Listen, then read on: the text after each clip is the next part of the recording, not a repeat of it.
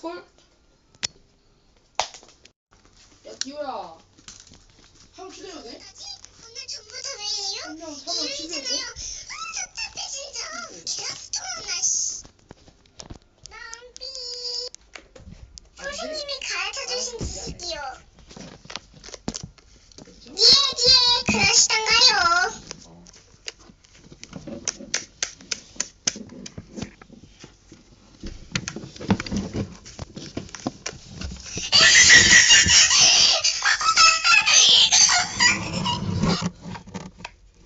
여보세요? 이놈 새끼 왜 학교 안 가? 어? 이게 막 처먹었지 일요일이라고 착각하고 학교 안 가냐?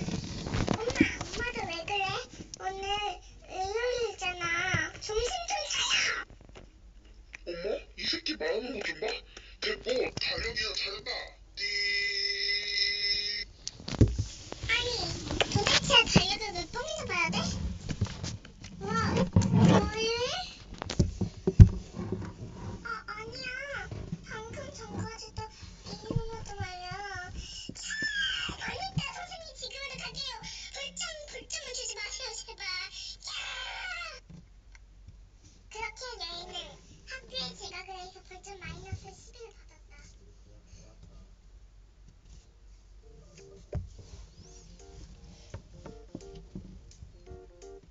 오늘 세점 이해하면 무서운 이야기. 휴일 저녁 어느날 자고 있는데 큰 지진이 일어났다. 대피소인 동네 중학교로 향했다. 중학교 체육교환은 사람으로 넘쳐서 소란스럽다. 그리고 소리나 덥다. 밖으로 나와 운동장을 살피니 어두컴컴한 건물을 발견했다. 그곳은 매우 시원하고 조용했다. 사람들이 이미 자는 것 같았다. 잘 되었다 싶어 이곳에서 자기로 했다. 누워서 잠을 청하는데 뭔가 이상하다. 너무 조용하다. 숨소리조차 들리지 않는다. 나는 건물을 뛰쳐나왔다. 최근 동네 공원에서 엽기적인 살해 사건이 발생하고 있다. 밧줄로 목을 졸라 죽인 후 눈을 도려내는 잔혹한 사건이다. 집에서도 학교에서도 공원 근처에는 열심도 하지 말라고 들었다. 하지만 내 친구가 당했다. 밤늦게 학원을 마치고 돌아오는 길 지름길로 가려고 공원을 지나치다가 당한 것이다. 너무 슬프면 눈물이 나오지 않는 걸까? 유치원 때부터 친했던 친구다. 절친한 친구에게 이런 일을 한 범인을 결코 용서할 수 없다. 내가 미끼가 되어 복수할 것이다. 자정을 넘은 공원은 깜깜했다. 달빛도 없고 가로등이 없는 것은 거의 보이지 않는다. 인적도 없어서 공원은 으스스한 기운으로 가득하다. 첫째 날 범인은 나타나지 않았다. 둘째 날 범인은 나타나지 않았다. 셋째 날 드디어 나타났다. 그 녀석이 틀림없다. 휴대폰을 만지는 척하며 천천히 걸었다. 이윽고 뒤에서 인기척이 느껴진다. 갑자기 내 목에 밧줄이 감긴다. 밧줄이 목을 파고드는 것처럼 제어온다. 아프지만 이런 건 이미 알고 있었다. 뒤돌아서 녀석을 후려쳤다. 녀석이 몇 차례 칼로 쑤신 것 같았지만 흥분해서인지 아프지 않았다. 내 몸이 쓰러지면서 녀석도 넘어졌다. 운 좋게도 녀석에게 올라탄 모습이 되었다. 어두운 공원이지만 가냘픈 달빛 사이로 공포로 일그러진 녀석의 얼굴이 보였다. 녀석의 비명이 들렸다. 넌 분명 내가 죽였는데. 남자는 3개월 전 뺑소니 이후에 딸을 잃었다. 아내가 먼저 세상을 떠나 호라비의 몸으로 키워낸 딸이 삶의 의미였던 남자는 범인을 죽이고 싶을 정도로 원망하고 있었다. 범인은 잡혔지만 이래선 쉽게 복수할 수 없게 된다.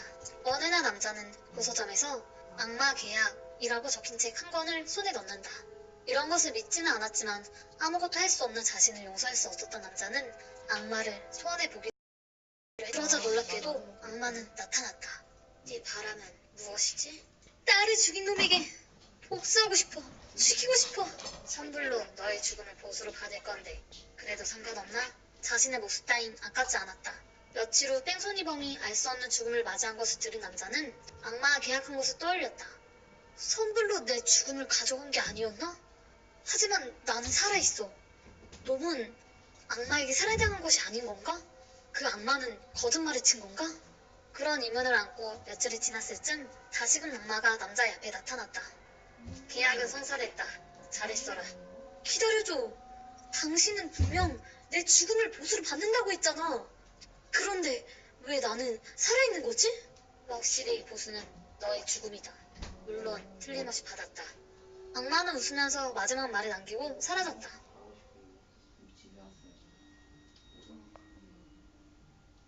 첫 번째 이야기. 숨소리조차 들리지 않는다는 건 사람이 아니라 시체라는 소리입니다. 즉, 옆에 누워있는 건 사람이 아니라 지진으로 인해 죽은 시체들인 것입니다. 두 번째 이야기. 주인공은 이미 살인범에 살해된 사람입니다. 즉, 귀신이죠. 남자의 눈에서 눈물이 나오지 않은 이유는 살인범이 살해 과정에서 남자의 눈을 도려내었기 때문입니다. 살인범이 자신의 친구까지 죽이자 몹으로 결심한 거죠.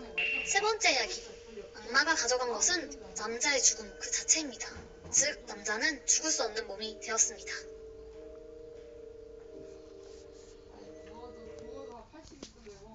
Dear John Mummery, you once told me if I ever get hair again, I would die a passionate rat. But, it's been 오늘 세트 이해하면 무서운 이야기. 이것은 강한 태풍이었던 날 밤의 이야기다. 경찰이었던 나는 미처 도망치지 못한 사람이 있는지 없는지 순찰을 하고 있었다. 비와 바람은 점점 거세지고 있었다.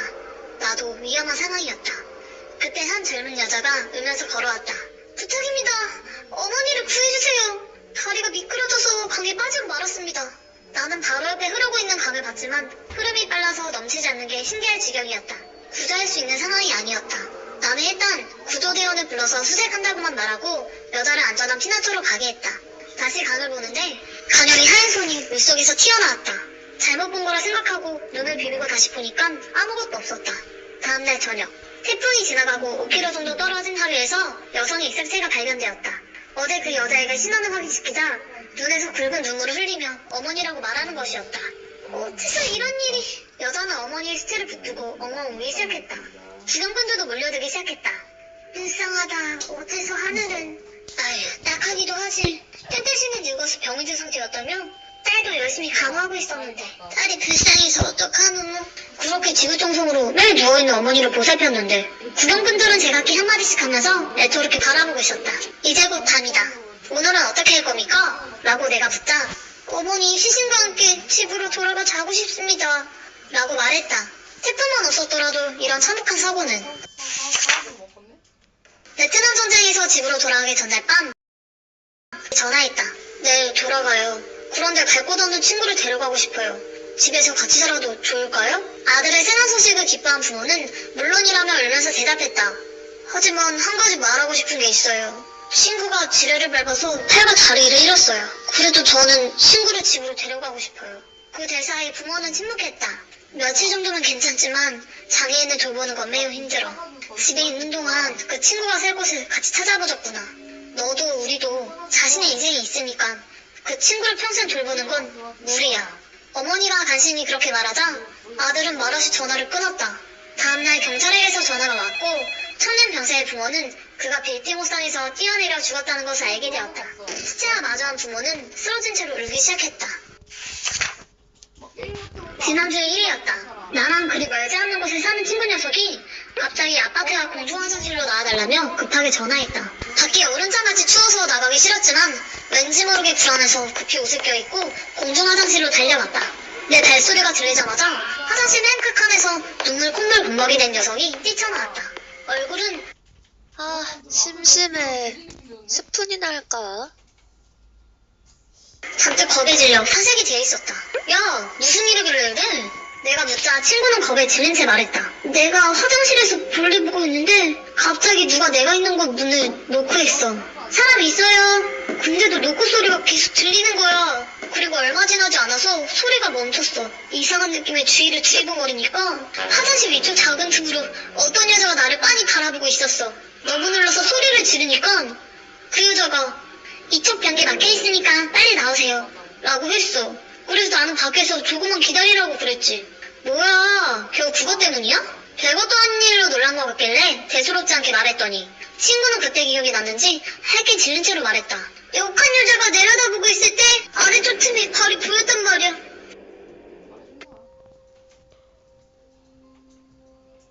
첫 번째 이야기. 늙어서 병이 들어 누워있던 상태의 어머니가 다리가 미끄러져서 강에 빠질 수가 있을까요? 병수발에 지친 딸이 어머니를 강에 빠뜨려 죽였다는 이야기입니다. 두 번째 이야기. 지뢰를 밟고 팔다리가 잘려나간 친구가 바로 자신입니다. 그런 친구를 데려간다고 했을 때 부담스러워하는 부모님의 반응을 보고 자신이 짐이 될 것 같아 자살을 결심한 것 같네요. 세 번째 이야기. 올려다볼 때 밑에 발이 보였다는 건 여자 키가 얼마나 된다는 것일까요? 상식적으로 가능한 키일까요? 보통 공중 화장실의 한 칸의 높이는 2m에서 2m 5. 여자 성인 평균 키는 161cm. 귀신이 아닌 진짜 사람이라 해도 손특했을 것 같네요. 오늘 세트! 이해하면 무서운 이야기. 한번은 아버지가 집에 로봇을 데리고 왔다. 그 로봇은 특별해서 거짓말을 한 사람의 얼굴을 후려치는 기능이 있었다. 그러던 어느 날 나는 학교에서 늦게 돌아왔다. 그러자 아버지가 이렇게 물었다. 왜 이렇게 늦었어? 오늘은 학교에서 보충 수업이 있었어요. 그러자 놀랍게도 로봇이 갑자기 뛰어올라 내 얼굴을 쳤다. 아버지가 말했다. 거 봐라. 이 로봇은 거짓말을 감지해요. 거짓말한 사람 얼굴을 후려친다. 자, 솔직하게 말해봐. 왜 늦었어? 영화를 보러 갔어요. 무슨 영화야? 꾸러기 가학 탐사돼요. 내 말에 반응을 한 로봇이 내 얼굴을 쳤다.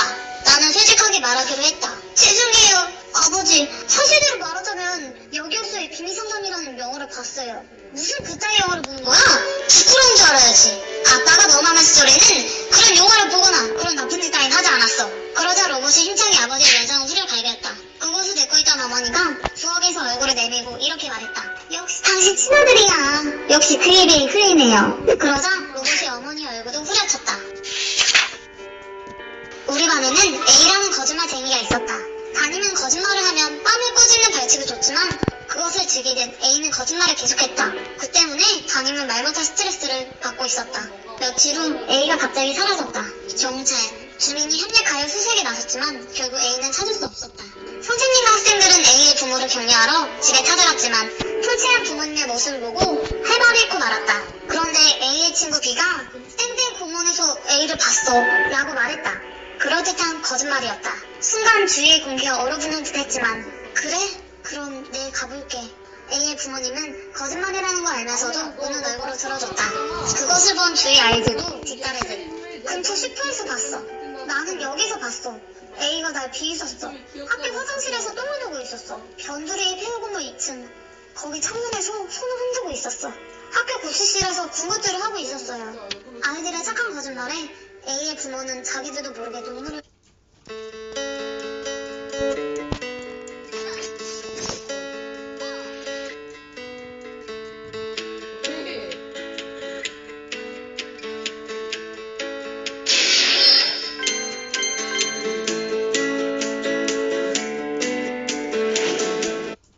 흘렸다. 담임은 그걸 보고 고맙구나. 이렇게 친절한 제자를 가진 스승님은 기쁘단다. 그렇게 말하니 학생들은 스스러운 듯 기뻐했다. 하지만 역시 거짓말은 안 되는 거야.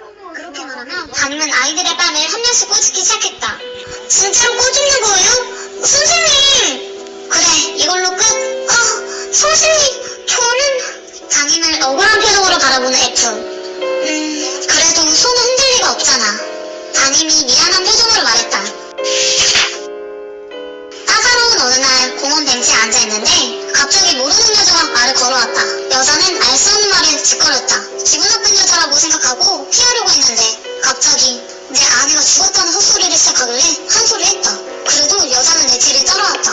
그래서 최대한 빠른 걸음으로 돌아가고 있는데 이번에는 낯선 남자가 말을 걸어왔다. 도대체 뭐야 이 녀석은. 그렇게 생각했지만 남자와 이야기해보니 의외로 괜찮은 사람 같았다. 남자의 이름을 묻자 놀랍게도 작년에 태어난 아들과 같은 이름이었다. 내가 그것을 말하자 남자는 곤란한 듯이 웃었다. 이런 우연도 있구나. 집에 도착해서 아내에게 이야기했다. 아내는 항상 나를 보면서 웃고 있다. 그런데 이 남자와 여자는 언제 우리 집까지 찾아온 걸까? 빨리 쫓아내야겠다.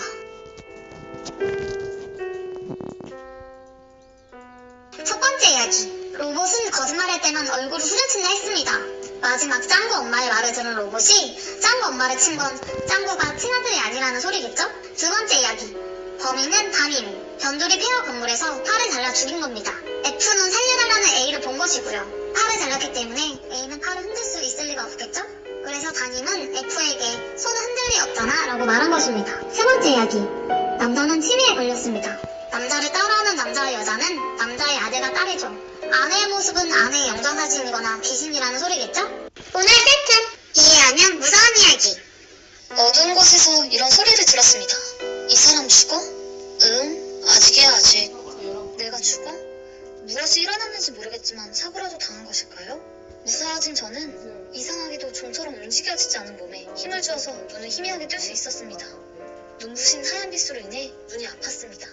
시간이 지나 점점 익숙해지자 아버지의 어머니, 누나가 저를 바라보고 있는 걸 볼 수 있었습니다. 가족들은 눈을 뜬 저를 보고는 울기 시작했습니다. 귀가 이상해진 것인지 소리가 매우 작게 들렸습니다. 살아난 건가? 나는 아직 살아있구나. 내가 막 그랬잖아. 저는 안심을 하고 눈을 감았습니다. 그러자 아까 들었던 그 목소리가 다시 들렸습니다. 이제 죽어? 응, 이제 죽을 거야. 뭔가 내키지 못하는. 누구라도 한 번쯤은 저 새끼 죽었으면 좋겠다 이런 생각을 해본 적이 있을 거야. 하지만 그게 현실이 돼버리면? 유치원 다닐 때 어떤 남자애랑 싸웠어. 근데 다음날 죽었길래 그저 우연이라고 생각했어. 초등학교 때는 이유 같지도 않은 이유로 체벌하는 선생님이 있었어. 나도 엄청 맞았지. 이런 선생은 죽었으면 좋겠다 그렇게 생각을 하고 그 다음날 그 선생님이 죽은 거야. 그리고 내 능력을 확신한 건 중학생 시절에 날 왕따시키던 패거리들이 모두 죽었을 때였어. 나에게는 죽으라고 생각한 상대를 죽이는 능력이 있다. 나 자신이 무서웠어. 그래서 누구에게도 말하지 않았어. 마음 편히 누구에게 화내지 않고 살아가면 될 거로 생각했지. 그렇게 고등학교에 가고 난 내 결심을 지켰지. 근데 또 몇 명 죽은 거야. 양아치 새끼들이랑 날 놀리는 애. 내가 간절히 저 새끼 죽었으면 좋겠다 이렇게 빌지 않아도 죽는다는 사실에 충격받았어. 결국 고민하던 끝에 울면서 어머니에게 털어놓았지. 어머니는 처음에는 믿지 않았어. 하지만 우연치고는 내 주위에서 사람이 너무 많이 죽어나갔거든. 마침 아버지가 회사에서 퇴근하고 돌아와서 아버지에게도 이야기했어. 부모님 모두 얼마나 힘들었겠니. 아이의 죄는 부모의 죄다. 너는 나쁘지 않아 라고 말하더니 화끈하게 고백해서 다행이라고 생각했어. 어머니와 어머니가 참 감사했지. 그날 밤 나는 진심으로 안도하고 잘 수 있었어. 그리고 다음날 아침 아버지와 어머니는 죽어있더군. 그리고 곰곰이 생각한 끝에 그 이유를 알 수 있었어. 한 남자가 길거리에서 잡초를 뜯어 입으로 쑤셔먹고 있었다. 참새가 말끔하고 생긴 새가 윤택해 보이는 부자가 그걸 보고 물었다. 배가 고픈가 보네요. 잡초를 먹던 남자는 울먹이면서 그렇다고 했고 배가 고파서 견딜 수가 없노라 말했다. 그 말을 들은 부자는 남자를 자기 집으로 초대하여 대접하겠다고 말했다. 잡초를 먹던 남자는 얼굴에 화색을 돋우며 말했다. 감사합니다. 아내와 아이들을 데리고 가도 될까요? 그러자 부자가 말했다. 상관없어요. 정원은 충분히 넓으니까. 2010년 8월 20일 오늘 나는 팔다리가 생겼다. 엄마 아빠한테 이 팔로 예쁜 꽃을 따다 드려야지. 내 부모님은 어떤 분인지 궁금하다. 2010년 8월 25일 내 이름은 뭐가 될까? 난 꽃을 좋아하니까 장미 같은 이름이 좋겠다. 2010년 9월 1일 건강하게 태어나기 위해 열심히 운동도 해야지. 야호! 이제 슬슬 나가 준비를 해야겠다. 2010년 9월 3일 엄마가 날 죽이셨다.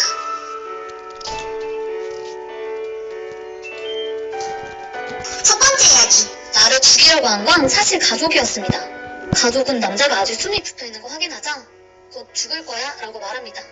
이번엔 확실히 남자를 죽이겠죠? 두 번째 이야기.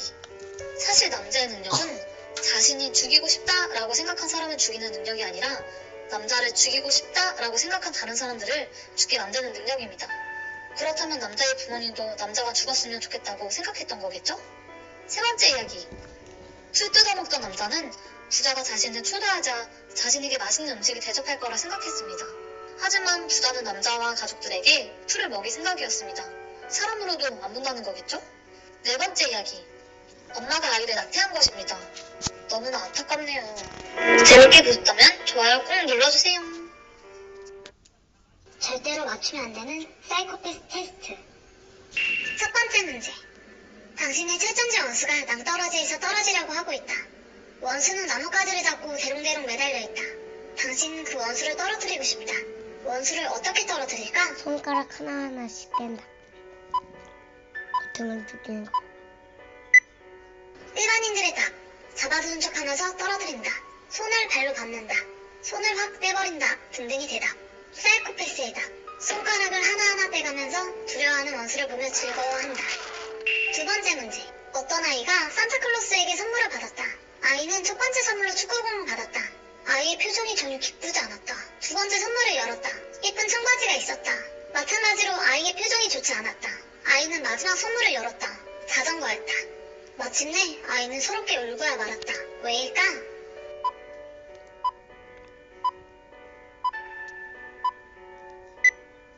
일반인들의 답. 축구나 자전거 타기를 싫어해서. 여자아이라서. 사이코패스의 답. 다리가 없어서. 세 번째 문제. 당신은 잠이 안 와서 옥상으로 올라가는데 갑자기 밑에서 어떤 남자가 여자를 죽이고 있는 장면을 목격했고 어떤 남자는 당신을 보고 손 모양을 가리키는 모양으로 하더니 천천히 밑에서부터 손을 일정하게 올리고 있었다. 왜 그럴까?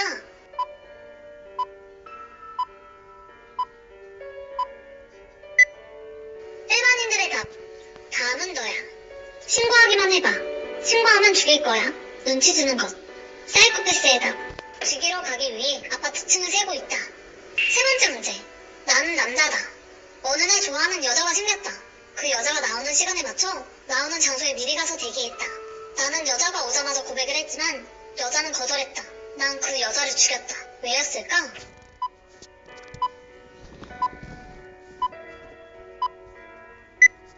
일반인들의 답. 자신의 고백을 거절해서 다른 남자에게 갈까봐 순간 욱해서 등등. 사이코패스의 답. 여자를 죽이고 평생 함께 살기 위해서. 다섯 번째 문제. 당신은 사람마다. 당신은 지금 정신병원에 갇혀있다. 당신은 정신병원의 여자 간호사들만 죽인다. 죽일 때는 얼굴에 칼을 쑤셔서 상처투성이로 만든 후 남자들이 다 보는 곳에 버려두었다. 왜 그랬을까?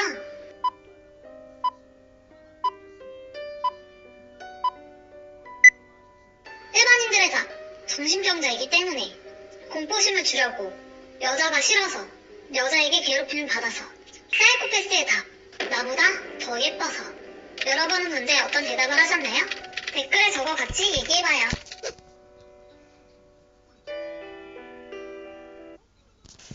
얄리얄리얄라쇼 얄리얄리얄라쇼 칼카나마 아라 찰리 수헬리 백풍탄 질사 수금지야 목도 천에 A제곱 플러스 B제곱은 C제곱.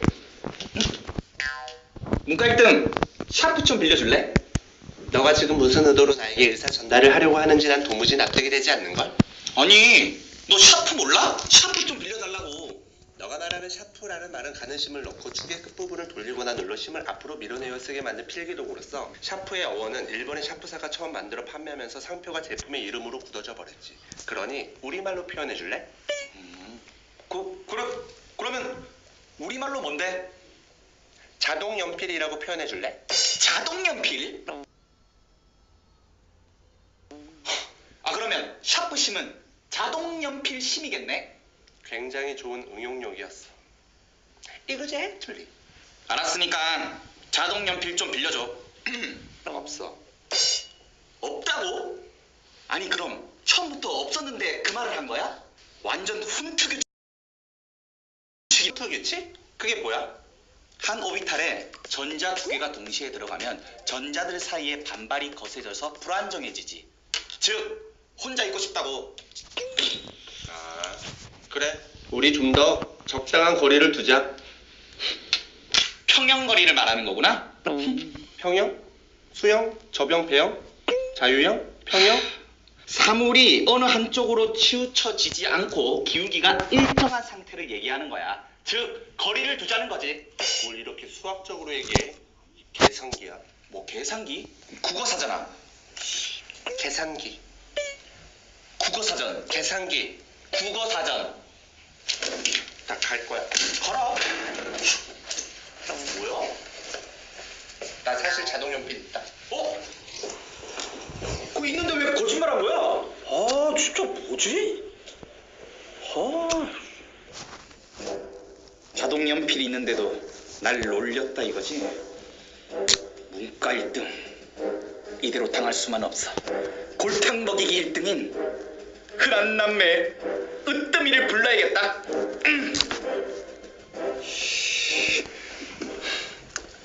띠라리라 따리라 띠리라리라 띠리라. 심심해. 홍재영?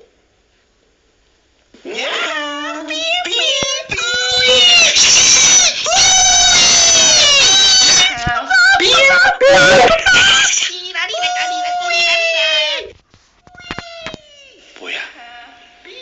이과일등 으뜸이를 부르시겠다? 지피지기면 백전백승. 나를 알고 적을 알면 백전백승.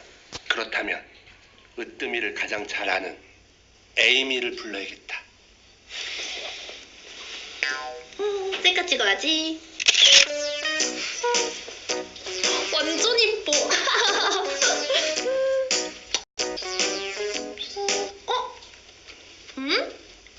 문과 1등 오빠네? 어? 웬일이지? 네 오빠.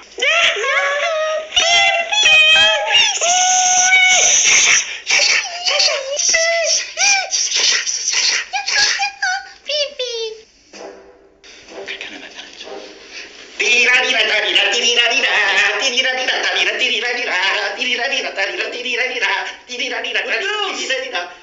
왜 부르셨어요? 무슨 일로 부르셨어요? 아 이거 말투가 왜 그래? 형 이거 요새 새로 만든 거예요. 새로 만든 거? 좋죠? 가르쳐줘. 이렇게 띠라리라 다리라 띠리라리라 띠리라리라 띠리라리라. 벌써 저도 기분 좋아지고 보는 사람은 약 오르고 처음부터 먹어주고 가는 거죠. 아 따리리리리라리리라리라 따디리리라리디리라. 아 그게 아니고 문과 1등 어떻게 놀리지? 아 그때 부르셨구나. 에임이 놀렸던 것 중에 네. 제일 잘 먹히는 걸로 해줘. 아, 약 올리면 되는 거예요? 그렇지. 잠깐 보자. 약. 형, 문과 1등 형하고 같이 살죠? 같이 살지. 그러면은 이거 어때요? 뭔데? 현관 비밀번호 바꾸기. 현관 비밀번호 바꾸기. 문과 1등 형 나갔을 때 비밀번호 바꾸는 거죠. 오. 그리고 미션을 통과할 때마다 비밀번호를 하나씩 알려주는 거예요. 오 그럼 비밀번호가 6장이니까 미션을 6개 준비하면 되겠네. 바로 그거지. 못 맞출 만한 굉장히 어려운 문제로 역시 골탕 먹이기 1등이야. 따리라 따리라 띠리라리라. 문과 1등 형 나 골라줄게. 나 골라주겠지. 문과 1등 오빠. 오빠 왔어요? 에이미, 오랜만이야. 진짜 맞아 오랜만이에요. 근데 이과 1등하고 으뜸이가 힘을 합쳐서 날 골탕 먹이려고 하고 있어. 그래서 너가 좀 도와줘야 돼. 방어. 그 방어를 하면 됩니다. 방어가 제일 중요해. 아니야. 최고의 공격이 최고의 방어다. 우리가 먼저 공격할 거야. 진짜 으뜸 오빠 골탕 먹이기 1등이에요. 못 이겨 못 이겨. 아니, 내가 생각하는 골탕 먹이기 1등은 에이미. 바로 너야. 오직 자기 자신만을 믿어라. 그러면 아무도 배신하지 않을 테니. 토마스 플로. 사자성어로 자긍자신. 자기 자